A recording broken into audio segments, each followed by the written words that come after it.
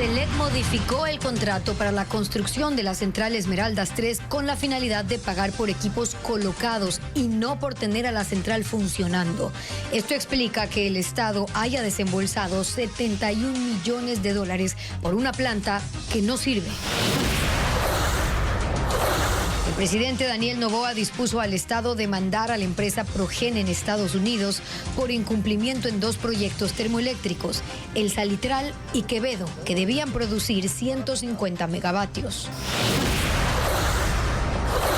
El Estado no pudo comprar analgésicos, antiinflamatorios ni antibióticos durante la emergencia declarada al sector de salud. Son medicamentos básicos que se usan en todo tipo de tratamientos. 214,000 personas ya se han vacunado contra la influenza desde el 29 de noviembre. La campaña de inmunización se extenderá hasta marzo del 2026, especialmente para grupos vulnerables. Las autoridades de salud recomiendan el uso de mascarilla y el distanciamiento social durante las reuniones de Navidad y fin de año. El presidente Donald Trump declaró al fentanilo como arma de destrucción masiva y asegura que este fármaco mata entre 200 y 300,000 personas cada año. Las compras navideñas dinamizan el comercio del país desde las promociones en el Black Friday. Los artículos que en estos días adquieren los ecuatorianos son ropa, juguetes y alimentos. ¿Qué tal, amigos? Bienvenidos a Televistazo. Esta mañana el presidente Daniel Noboa en redes sociales anunció que el Estado ecuatoriano emprendió una demanda contra la empresa Progen en Estados Unidos que incumplió con la instalación de las termoeléctricas Salitral y Quevedo de 150 megavatios. El presidente Noboa escribió: sé que este tema ha generado preocupación a muchos ecuatorianos, por eso cuentan con mi decisión y determinación de acudir a todas las instancias hasta que exista reparación integral al país. La intención del Estado es buscar una indemnización por daños, pues la Contraloría en un examen especial determinó un perjuicio de 100 millones de dólares.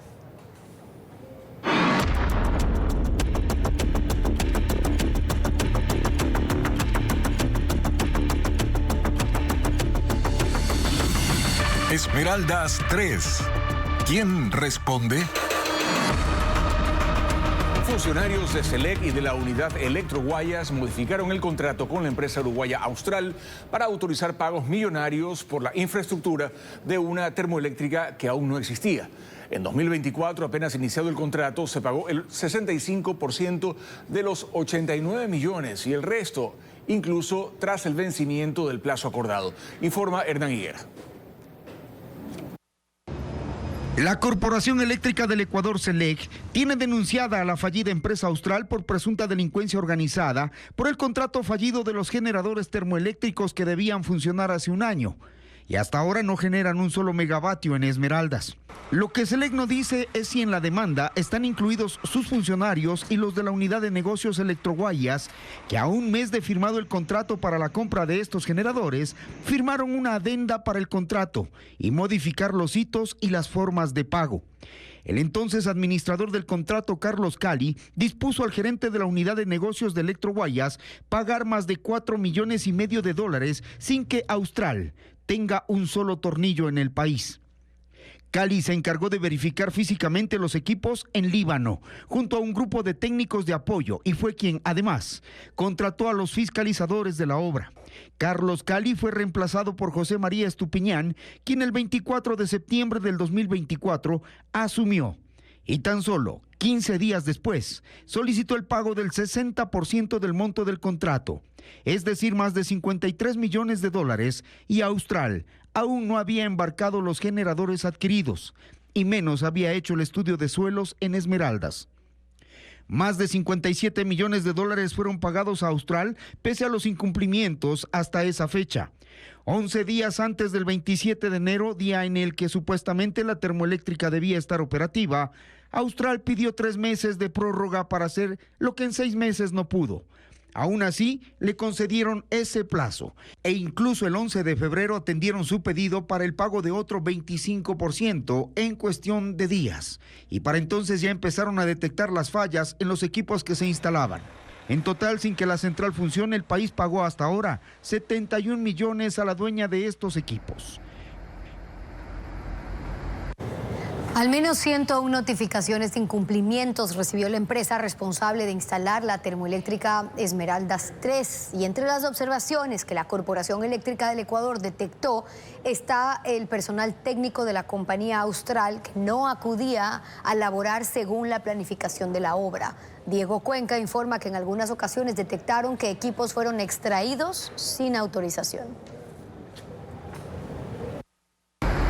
La compañía austral, responsable de instalar la termoeléctrica Esmeraldas 3, de 91 megavatios, recibió al menos 101 notificaciones por parte de la Corporación Eléctrica del Ecuador SELEC. Así consta en el informe que realizó el administrador del contrato de ese proyecto.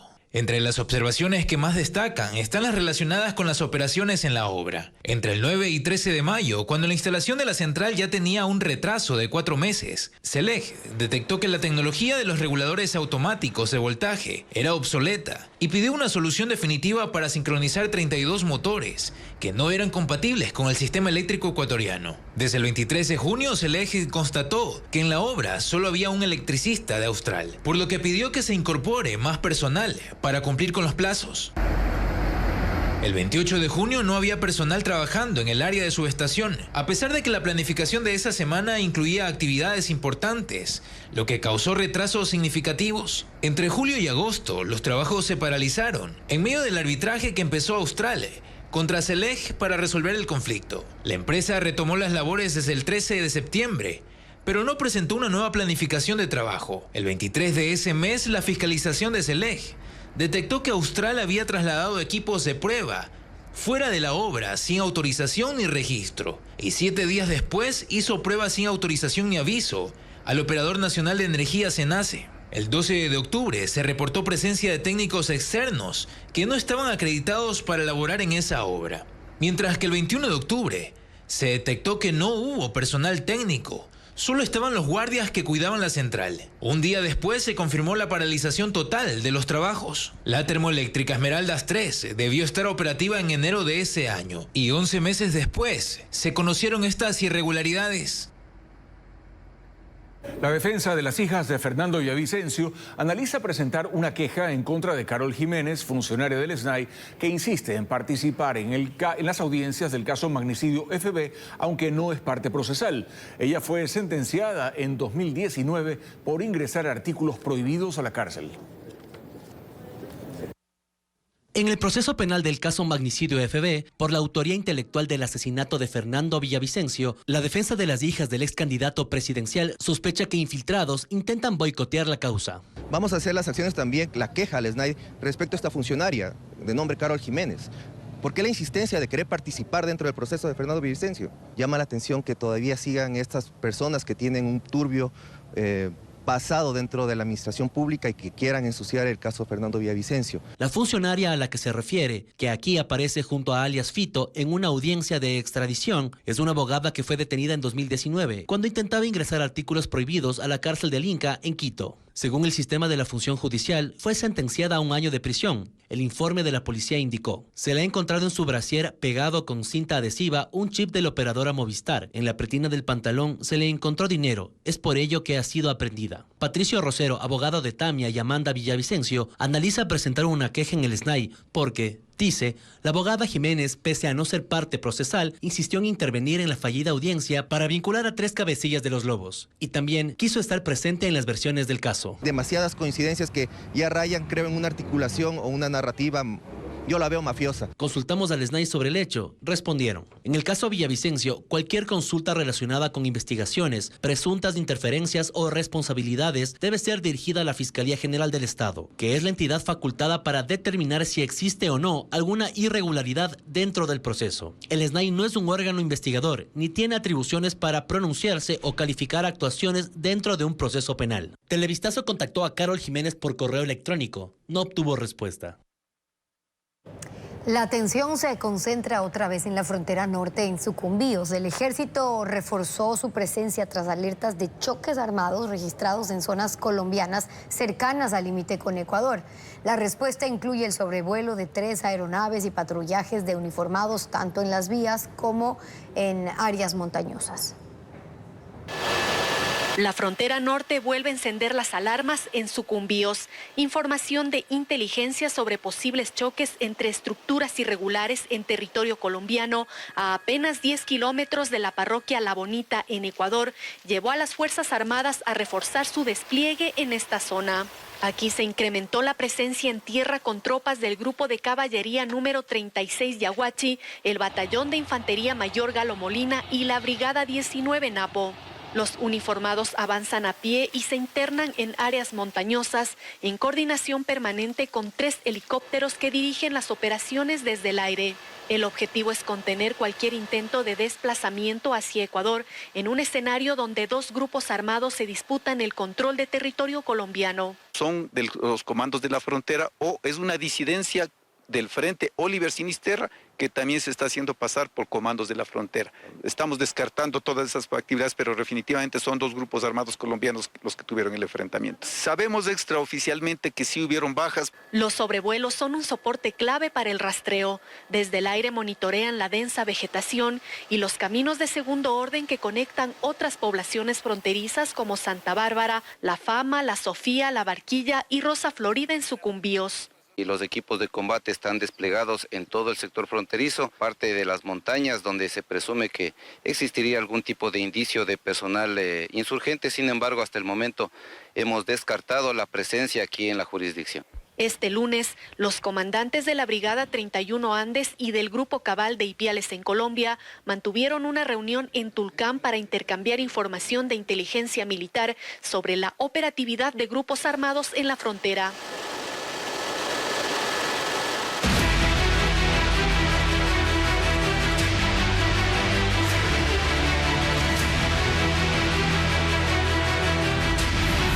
Latinoamérica. Chile gira a la derecha. Los triunfos electorales de la derecha en Chile y en Bolivia equilibran el mapa ideológico de Sudamérica, región en la que la izquierda había retomado espacios. 2 internacionalistas nos hablan del nuevo rumbo que están tomando algunos países. Lenin Artieda informa. Pero esto se acabó. En solo 2 años el mapa político de América del Sur ha experimentado un giro dramático hacia la derecha. En 2023, la izquierda dominaba y solo Ecuador, Paraguay y Uruguay tenían gobiernos de derecha. En 2025, la derecha ganó espacios en Perú, Argentina, Bolivia y más recientemente en Chile. Aunque hoy, en Ecuador el gobierno se dice de centro izquierda. Lo mismo dice Bukele. Estos cambios, sin embargo, tienen una explicación que va más allá de la teoría del péndulo. Han fracasado a nivel teórico, a nivel político y a nivel práctico. Entonces hay una inconformidad, no entienden lo que está pasando. Si se le quiere poner nombre y apellido a las razones, entonces se tiene estancamiento económico, crisis de seguridad, corrupción, desigualdad creciente. Aspectos que han erosionado la confianza en la izquierda, pero además la geopolítica juega su rol e influye. El efecto Trump en Estados Unidos, que se refleja en muchos países de la región, o lo que tú estás viviendo en Europa con también gobiernos de derecha conservadora, como lo que está pasando, por ejemplo, en Italia con Meloni, lo que puede ser Marine Le Pen en Francia o Erdogan. El problema en la región ha sido que las olas de cambio ideológico tienen vida corta y una de las razones radica en cómo los gobiernos gestionan el poder. Llega un Mauricio Macri para acabar con la era de Kirchner, pues después llega Kirchner para acabar con Macri y ahora llega un Milei para dejarla presa y arrestada a todo el peronismo. Tienes un Lula da Silva que está gobernando mientras Bolsonaro está ahora preso y cuando Bolsonaro era presidente, pues Lula era el que estaba preso. Más allá de los resultados, hay un aspecto a considerar. Y es que estos ya no son tiempos en los que la sociedad vota movida por los conceptos. Votar ideológicamente significa no me importa lo mal que estoy viviendo y voy a vivir con tal de que mis ideales sigan adelante. Eso es el voto ideológico. Eso no es el voto actual. El voto actual es yo tengo estas necesidades, quiero respuesta. Me da este sector político respuesta. Yo voy con ese sector. Si esto explica los cambios bruscos de izquierda a derecha y viceversa, lo que no tiene explicación es que la política no se dé cuenta de que estos movimientos son poco más que la expresión de una demanda de cambio real en lo económico, en seguridad, una demanda de soluciones. Y mientras ese otro despertar no ocurra, el mapa se pinta, se destiñe y se despinta.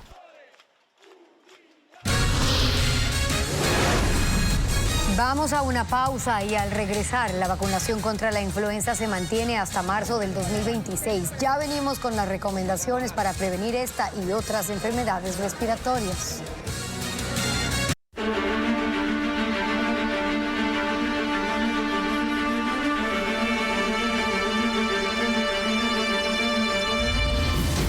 La supergripe. ¿Cómo protegernos? La campaña de vacunación contra la influenza se extenderá hasta marzo del 2026 a grupos vulnerables y esta es una de las principales medidas de prevención según el Ministerio de Salud y especialistas. Se suma el uso de la mascarilla, el distanciamiento social durante las reuniones de Navidad y fin de año. Lo informa Luis Alfredo Zúñiga. Aunque no se han reportado casos de la variante K de la influenza AH3N2 en Ecuador, genera preocupación en los ciudadanos. Las autoridades y especialistas han ratificado que hay cómo prevenir la denominada supergripe y empieza con la vacunación, que atenúa síntomas y evita complicaciones. 214.000 personas ya se la han aplicado desde el 29 de noviembre y aún hay plazo hasta marzo del 2026. Pueden acudir grupos de riesgo, es decir, niños y niñas de 6 meses a 6 años, adultos mayores, mujeres embarazadas, personas con enfermedades crónicas, inmunosupresión o discapacidad, sus cuidadores y personal de salud. Ellos pueden acercarse a los 1.935 centros de salud del Ministerio de manera gratuita en todo el país. Nuestros niños de 6 a 11 meses de edad necesitamos aplicarle 2 dosis y para ellos es importante que actualmente vengamos a vacunarlos también. Hay más formas de cuidado. Los doctores recomiendan el lavado de manos y en las reuniones de diciembre usar mascarilla y distanciamiento de 2 metros con otras personas, porque en estas reuniones el riesgo de contagio aumenta. Cuidados que se deben mantener en lugares de concurrencia masiva como centros comerciales. Y considerar que si hay una persona enferma, tratar de que llegue a un diagnóstico y sea en lo posible evitar reuniones con esa persona. La llegada de migrantes desde países con casos confirmados como España, Estados Unidos y otros aumenta el riesgo de contagio. Por ello la importancia de la prevención. De momento no se han reforzado controles en aeropuertos, aunque personal de aduana, por ejemplo, usa constantemente mascarilla. Solamente las aeromosas 2 creo que tenían puestas ellas, pero en realidad no. En cuanto a la vacunación, el Ministerio de Salud cuenta con 4.5 millones de dosis. Algunos medicamentos e insumos esenciales no han podido adquirirse dentro de la declaratoria de emergencia porque esos procesos fueron declarados desiertos. Tanto en el IES como en los hospitales del Ministerio de Salud Pública, los procesos de adquisición no logran los resultados que espera el gobierno para superar la crisis. Informa Carla Delgado. Solo el 33% de los procesos de compra de medicamentos e insumos dentro de la emergencia sanitaria se han concretado. Eso agudiza la crisis en el sistema público de salud. El impacto directo lo sufren los usuarios, quienes cada vez deben invertir más dinero para continuar con sus tratamientos. En América Latina, digamos, es tolerable. Los países que tienen sistemas de salud más funcionales gastan entre 8 y 9%. Los ecuatorianos estamos por sobre 35% de gasto de bolsillo. Lo más preocupante es que los procesos de compra declarados desiertos incluyen medicamentos esenciales para el manejo hospitalario. Según un documento al que tuvo acceso Televistazo, en el que se detallan los procesos de adjudicación fallidos del Ministerio de Salud Pública, indica que no recibieron ofertas o las presentadas estaban fuera de los plazos establecidos. Entre los medicamentos críticos declarados desiertos se encuentran, por ejemplo, la lidocaína líquida, utilizada para controlar el dolor durante procedimientos quirúrgicos o médicos, o la dexametasona oral, un medicamento utilizado para aliviar la inflamación. Está también la ampicilina sólida parental, indicada para tratar infecciones bacterianas, o la morfina líquida, empleada en el tratamiento de dolor crónico. Por otro lado, la adquisición de insumos médicos también ha sido compleja. Según la Asociación Ecuatoriana de Distribuidores e Importadores de Productos Médicos, entre el Ministerio de Salud y el IES, necesitaban alrededor de 10.000 dispositivos médicos. Pero dentro del marco de la emergencia, solo se ha logrado adquirir el 10% de los insumos.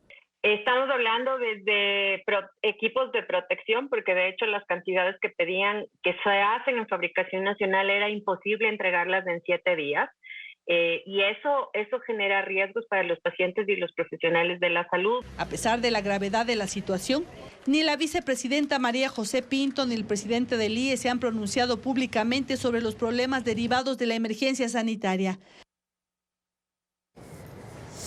El Consejo de Participación Ciudadana aprobó la lista de candidatos de la cual se elegirán los 10 comisionados de selección para el concurso de fiscal general. La mayoría de los postulantes no alcanzan el 50% del puntaje requerido. Con 3 sorteos, el Consejo de Participación Ciudadana y Control Social elegirá de este listado de 15 mujeres y 15 hombres a los 10 comisionados de selección del concurso de fiscal general. Personas que en su mayoría alcanzaron puntajes de 25 hasta 14,5 sobre 50 y sobre quienes recaerá la responsabilidad de elegir al próximo titular de la acción penal. En hombres apenas hay una persona que supera los 40 puntos. Y en mujeres hay una sola persona que está con 44 puntos, los demás están bajo. Y eso es lo que nos preocupa, porque en el sorteo pueden esas personas que tienen el menor puntaje ser las personas que llegan a conformar la Comisión Ciudadana. Más allá de los puntajes obtenidos, la Comisión Cívica de Seguimiento al Concurso denuncia falta de cumplimiento de requisitos, pues desde la fase de admisibilidad se cometieron irregularidades. De los 69 postulantes, solo 20 cumplían los requisitos de experiencia. El Consejo admitió 38. 14 continúan en el proceso y tienen las mismas posibilidades que aquellos que cuentan con la experiencia y conocimientos para integrar la comisión. No tienen formación específica en temas relacionados a la gestión pública o al derecho penal. Espinel asegura que el incumplimiento del reglamento en el que incurrió el Consejo podría traer consecuencias que lleven a este concurso a más retrasos. Aquí, si es que alguno de los postulantes a la Comisión Ciudadana de Selección considera que algo se ha hecho mal, podría acudir ante un juez. Implicaría que probablemente el proceso se detenga, que el proceso tenga que volver a cierta etapa. De acuerdo al reglamento del Consejo de Participación Ciudadana, una vez que la Comisión Ciudadana de Selección se integre, tendrá 6 meses para designar al próximo fiscal general, tiempos que el propio Consejo ha incumplido en sus últimos concursos. Una pareja de venezolanos fue asesinada en el norte de Guayaquil, mientras que en la provincia de Los Ríos 4 personas fueron acribilladas en un motel. Merlin Ochoa con la información. Una pareja de nacionalidad venezolana fue asesinada a tiros la noche de lunes en la vía Daule, a pocos metros de la terminal terrestre de Pascuales. José Jiménez y Yoxani Velastegui trabajaban en una tricimoto y esperaban pasajeros cuando sicarios en moto los atacaron a las 9 de la noche. Durante un operativo posterior, la policía capturó a un sospechoso y halló bombas molotov, dinero y panfletos en su vivienda.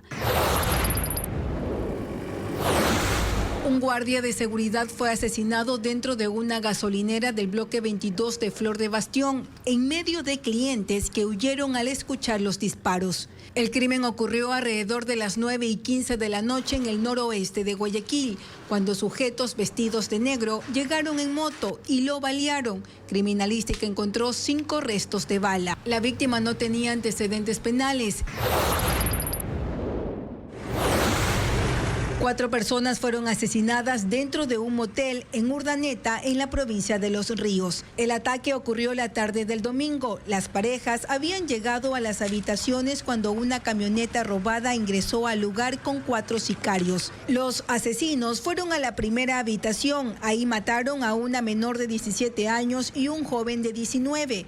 Luego avanzaron al otro cuarto, donde la mujer logró huir y el hombre de 23 años, que estaba armado, abatió a uno de los sicarios, pero enseguida fue asesinado por los otros 3 delincuentes. Según las autoridades, ninguna de las víctimas tenía antecedentes penales.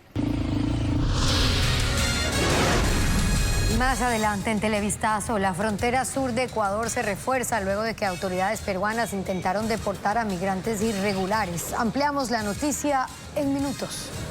La estrategia militar contra las organizaciones criminales se mantendrá pese a cuestionamientos por falta de resultados. En una ceremonia de entrega de vehículos y equipamiento para el ejército, el presidente Daniel Noboa dijo que seguirá la guerra declarada por el gobierno contra el crimen organizado. Paul Romero tiene las declaraciones del primer mandatario. La Fuerza Terrestre tiene nuevos vehículos y equipos estratégicos para recuperar y fortalecer su capacidad operativa, seguridad y protección. En la primera división del ejército Xiris, en el fuerte militar Eplicachima, en el sur de Quito, se entregó el equipamiento con la presencia del presidente Daniel Noboa, el ministro de Defensa y el alto mando de las Fuerzas Armadas. Son 54 camionetas doble cabina, 350 paracaídas, 50.200 uniformes, botas, equipos de comunicación, raciones de combate, 26 motocicletas y 6 drones de largo alcance para operaciones de vigilancia con una inversión de $9.4 millones. Los nuevos equipos son para sostener las operaciones militares en la guerra declarada por el gobierno a los grupos armados desde hace 2 años, según el mandatario. En estos 2 años hemos tenido que cruzar desafíos duros, momentos complejos y resistencias evidentes. Pero aquí seguimos, avanzando, de pie y sin retroceder. Una guerra que no iniciamos nosotros, pero que sí vamos a terminarla. Los drones adquiridos en Colombia serán para vigilar y controlar la frontera, la tubería del Sote y reducir el robo de combustible. Combatimos a los traficantes de combustible, que hoy en día se esconden detrás de una cortina política diciendo que es persecución. Nosotros no perseguimos a personas, perseguimos a delitos.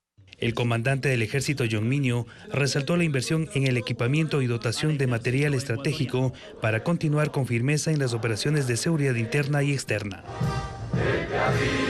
La llegada de 5 buses con migrantes que intentaron deportar desde Perú reforzó las medidas de control en la frontera sur y especialmente en el puente internacional de Huaquillas, donde se desplegó personal y policías y barreras físicas para evitar ingresos irregulares.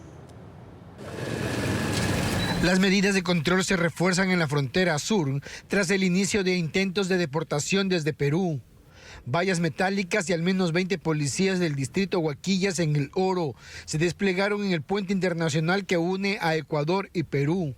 La alerta se activó este lunes cuando 5 buses escoltados por la policía peruana llegaron al límite fronterizo con cerca de 200 ciudadanos venezolanos y colombianos. Los migrantes fueron desembarcados como parte de un proceso de deportación desde el vecino país al no contar con documentación regular.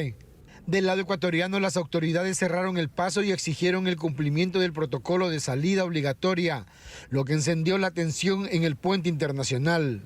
La Policía Nacional pidió que los extranjeros sean trasladados al Centro Binacional de Atención Fronteriza, CEBAT, para realizar el proceso correspondiente, que incluye la presentación de la visa de visitante temporal de transeúnte. Estamos nosotros al pendiente, se encuentra realizando las coordinaciones necesarias, tanto con Cancillería como con Migración, para que justamente si estas personas pues ingresan, lo hagan por los pasos regulares. Desde muy temprano este martes, agentes de la Policía Ecuatoriana iniciaron controles aleatorios de documentos como parte del refuerzo de seguridad en la frontera sur. Medidas similares se adoptaron en otros pasos fronterizos de Loja y Zamora. Pero el control fronterizo enfrenta un desafío mayor. A lo largo de los 69 kilómetros de frontera entre Ecuador y Perú, existen más de 30 pasos clandestinos. Desde el aire se pudo constatar cómo grupos de personas cruzan a pie los 6 metros del canal internacional, ingresando al país por rutas ilegales, lejos de las vallas, los uniformes y los controles oficiales.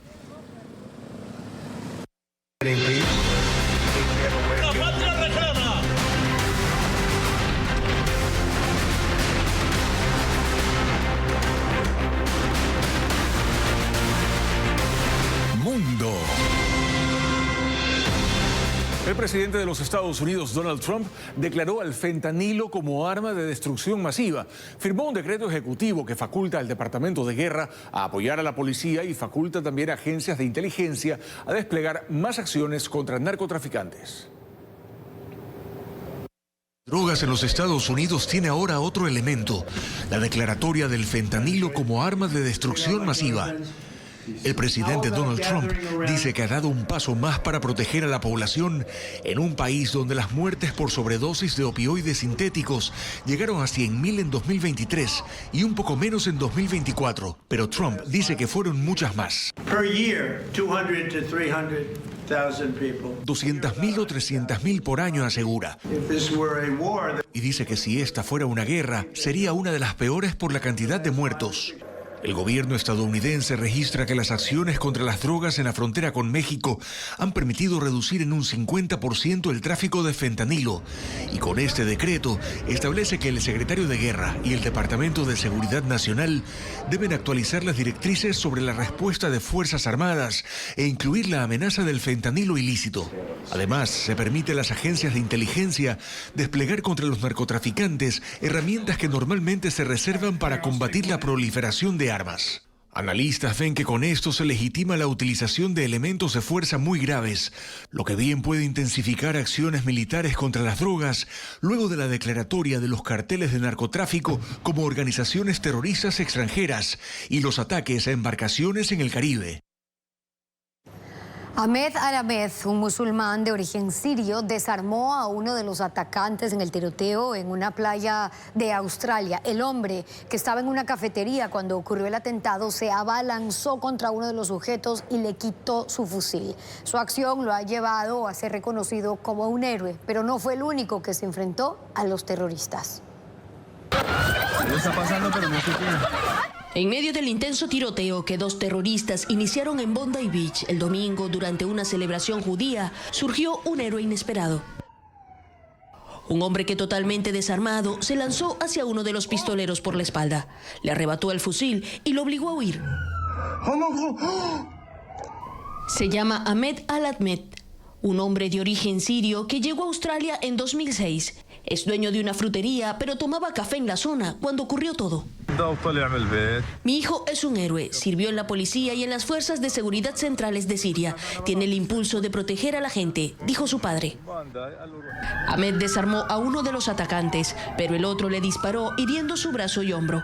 Ahora se recupera en el hospital. Él y su familia son musulmanes. Su padre dice que arriesgó su vida para salvar inocentes, sin importar nacionalidad o religión.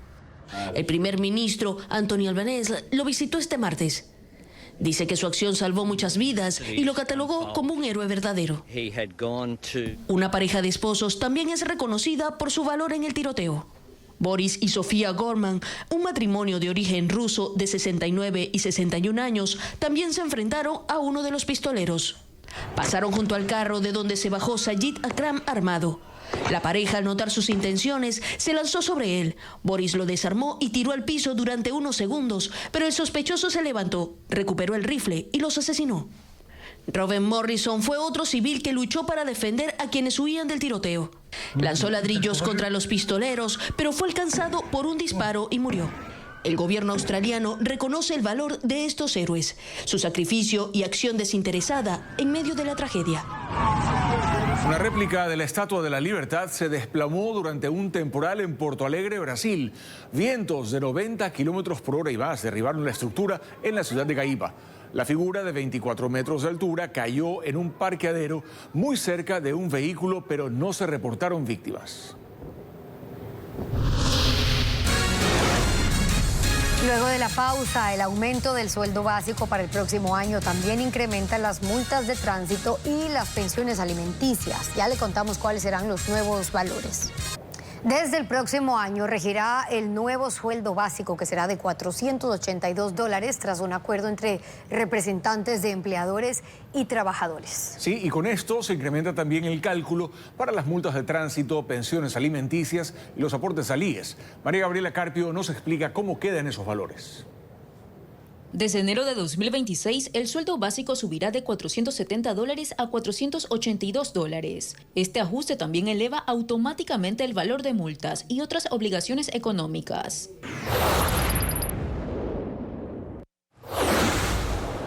Quienes conduzcan con licencia caducada serán multados con la mitad de un sueldo básico, $241, y si lo hacen sin licencia pagarán $48.20. Las multas por exceso de velocidad moderado o pasarse por un semáforo en rojo quedan en $144.60. Si se usa el celular mientras conduce o se estaciona en un lugar prohibido, deberá cancelar $48.20. Quienes manejen bajo efectos del alcohol deberán pagar $482 para el nivel de alcohol más bajo y hasta $1.446 para el más alto. En el caso de Quito, por infringir el pico y placa se pagará $72.30. El mismo valor para los conductores que no exijan a sus pasajeros el cinturón de seguridad.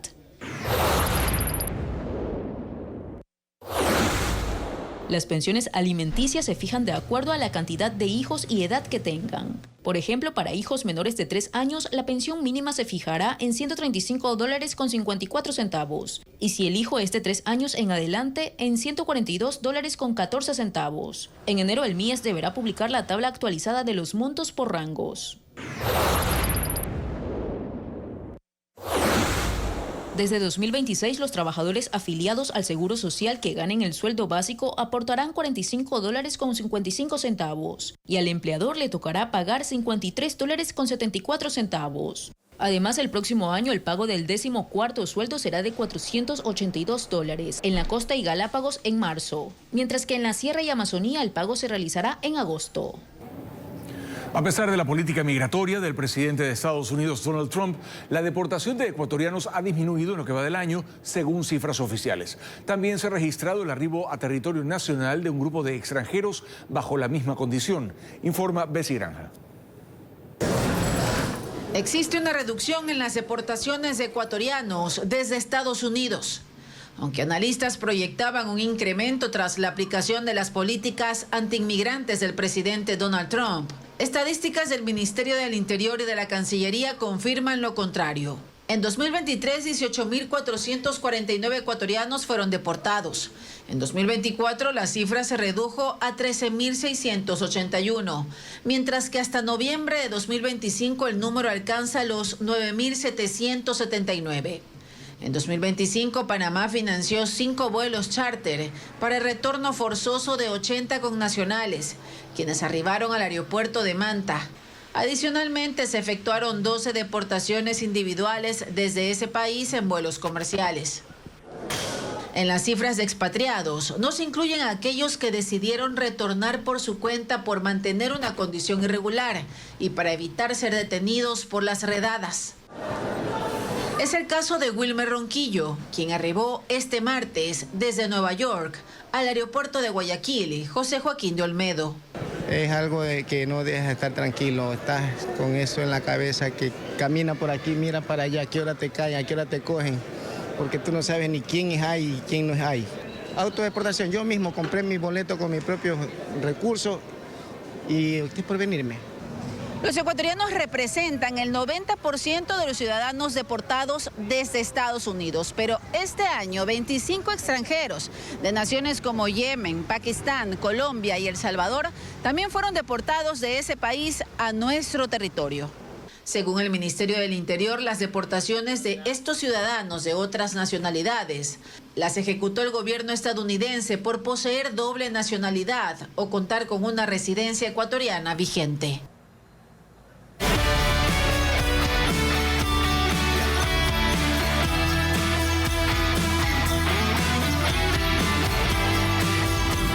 Ecuador se contagia de Navidad. Las compras navideñas dinamizan el comercio. De hecho, los ecuatorianos comenzaron a adquirir regalos desde Black Friday y esto ha provocado un incremento en las ventas en comparación al 2024. Estefanía Arias nos cuenta también qué es lo que más compramos los ecuatorianos por Navidad. Así de repletas pasan las zonas comerciales del país durante diciembre, porque las compras navideñas ponen a correr a los ecuatorianos. Por ejemplo, en el sector de la Bahía de Guayaquil, veredas y pasillos repletos de personas que buscan adquirir desde zapatos hasta electrodomésticos. La Cámara de Comercio de la ciudad afirma que las ventas de la época empiezan realmente a fines de noviembre, con las promociones de Black Friday y Cyber Monday. Para los comerciantes, también los últimos meses representan el 40% de las ventas del año, pues incrementan por el pago del décimo y bonos navideños. Por general, en los 15 días últimos sí despegan las ventas. Esperemos que este fin de semana ya las ventas se mejoren, llegue al 100% por lo menos. De manera acumulada, las ventas totales de enero a noviembre de 2025 alcanzaron un total de $231.530 millones, lo que representa un 8,9% más que en el 2024, que fue de $210.924 millones. Un estudio de la empresa de investigación de mercado Kantar, publicado por la revista Forbes, señala que los ecuatorianos destinan de su presupuesto entre $50 a $300 $100 para regalos y que en Ecuador un 88% de personas prefiere visitar las tiendas físicas para aprovechar las promociones durante esta temporada. Nosotros tenemos promociones, un vino como tal vale 12, 2 en 20, 3 en 28. Tenemos también billeteras y relojes en $6 y 2 por 10 a partir de 2. Pero, ¿qué es lo que más compran los ecuatorianos? Según Kantar, en primer lugar está la ropa. Le siguen juguetes y alimentos, como dulces, canastas navideñas. Y finalmente están los zapatos y las bebidas alcohólicas. No en vano, en Cuenca se realizó un festival del vino donde asistieron decenas de personas. Un comportamiento que coincide con otro dato del mismo estudio. El 62% de los ecuatorianos hace sus compras navideñas en supermercados, seguido por los almacenes y al final emprendedores o pequeños locales. Por eso en Quito se organizan ferias donde se promueve el comercio local. Lo que sí es que este año el consumidor de Ecuador se ha mostrado más consciente y selectivo, dice Kantar, porque prioriza el valor emocional y el presupuesto. La Navidad se acerca y aumentan las celebraciones en el mundo. El Vaticano encendió su árbol en la Plaza de San Pedro, mientras que en España y Líbano hay fiestas y desfiles que alegran las calles. Merlis González con las imágenes. La Plaza de San Pedro en el Vaticano se iluminó con el encendido del árbol navideño y la inauguración de un pesebre tamaño real. El árbol es un abeto de 25 metros de altura, decorado con cientos de miles de luces. Mientras que el nacimiento presenta elementos arquitectónicos de la región de Campania, así como figuras clásicas de Belén. El evento incluyó una ceremonia religiosa, la actuación de una banda y coro vestidos con trajes tradicionales del Tirol del Sur, la región del norte de Italia.